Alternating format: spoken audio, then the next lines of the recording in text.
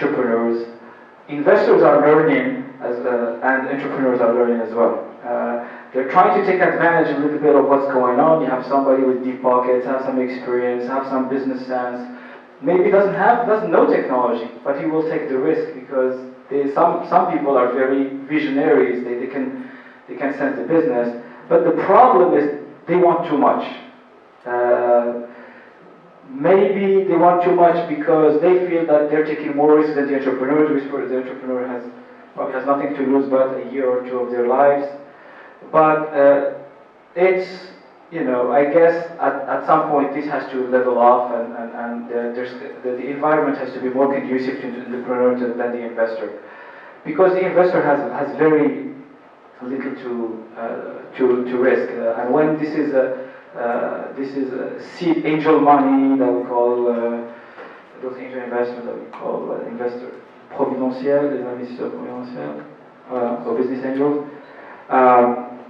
They do it really for the fun of it, a lot of times. But the positive side in Morocco is that you have investors. I went through some blogs reading about entrepreneurship. I'm very involved in entrepreneurship in Morocco, and I've involved in a few companies. And so I have to go through research and read from time to time. I see people are really complaining that there is no investors at banks. Venture capital is not the job of banks. Banks don't invest on those terms. You need people, you need entrepreneurs who made money, who are ready to reinvest. Banks finance, they don't invest. So it's really not their job. You should not be expecting. That's right. But there are opportunities, and I think that project that was set during the times of Mr. Shami are amazing opportunity for Moroccans to put just 200 million dirhams for this, for Intilaf, for Tatwir.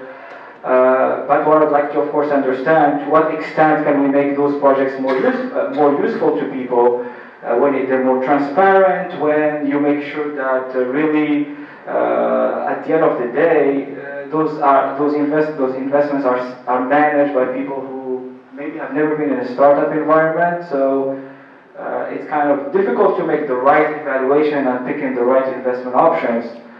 So basically the message is we are better off in Morocco than a lot of other places around the world, and we should take advantage of it. So Mr. Tahi, very curious to learn about your experience from, of course, not so about your business model, because we're going to go next to it, but about how you went about exploring what are your different financing options, and when you ended up with the right partner, how did you negotiate the terms? Well, I will start by saying something. I really agree with you. I think money is really not a problem in Morocco for tech entrepreneurs. Really not. Really. I mean, it's projects are. People go see investors with crazy projects or things they can't back. And it's not market studies and things like that. People look for return on investment, and instead of going to the technical stuff, like you said, it's more about like really telling them and making it clear for them that there's a huge potential. And this is what startups are about. A startup is about not being okay with average. I want to be number one, I want to rule the world, I want to leave every other possible competitor in the dust. That's what it's all about. Otherwise, you're a small business, it's very good, it's respectable, but you're not trying to do what that VC is looking for. So, it's very, very simple. And what probably a VC is really looking for is someone who, I mean, we were talking about determination and stuff. It's about someone who can really generate energy for himself.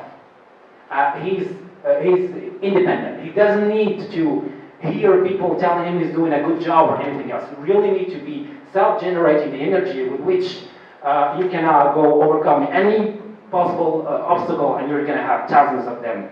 And you really have to wake up every day with the idea that anyone standing up next to you, in front of you, is possibly a problem. And this is what people are really looking for. You must sell them something that they probably can't really capture with that huge potential, and with the idea that you're the only one today able and capable of making it become actually a reality, become true. This is what VCs are looking for. If you have this, you get the money, and you get the money pretty quickly. Actually, it's really not the problem. And you need people that are really irrationally optimistic. When you look at the news, when you look at anything, I mean, every source of information, it's bad. It's bad all the time. You look at the economies, you look at our politics, you look at the size of the market, you really feel depressed. But there's so much potential in there. There are a lot of areas that nobody's exploring. I look at your agenda. You talked about big data, about technology, about agriculture. Where's entertainment? Moroccans spend a lot of money in entertainment. How many entrepreneurs are really trying to find something in entertainment? Something people are trying to entertain Moroccans. That's a huge market. So this is for what I was. This is about financing. So when you come to Morocco, you basically don't have much choice. The business angels, there are like 10 or 15 of them which are public. Oh, I just said that you have a lot of choice, and then now you just contradict. No, I didn't say choice. I think money was not a problem. It's very different. Money is not a problem, but financing sources, there are not much of them, which is pretty different. Business angels, there are like 10 or 15 public ones. I'm sorry? They mean that the state by themselves. Government-based. Not really, not by public. Like everybody knows their business angels, and they actually advertise themselves as they claim. They really claim. And they are in a network. You can find them. You go into réseau des business angels. You go to Technopark. There's a list, and there are people that you can actually contact. A lot of them are American educated. You have Moroccan, for instance, from MIT. He's a very successful entrepreneur. And the guy that he has a sharing investor, he invested in a lot of other companies, and he can really mentor. Actually, he's really a great guy because he's one of the guys you can go see at any time in the day. He's going to give you a lot of very good advice and stuff. And then you have funds, VCs. And VCs in Morocco, there are only two of them. There's like Dayam, and there is Moroccan Fund. Well, Dayam is Saham, is owned by the group Saham. MNF is government. It's a very special VC because it's the governance inside the VCs is different. It's actually the Moroccan government with four of the biggest institutions, financial institutions in Morocco: CDG, BMCE, Tijari, and BCP, who put 20% each for a fund of 100 million dirhams.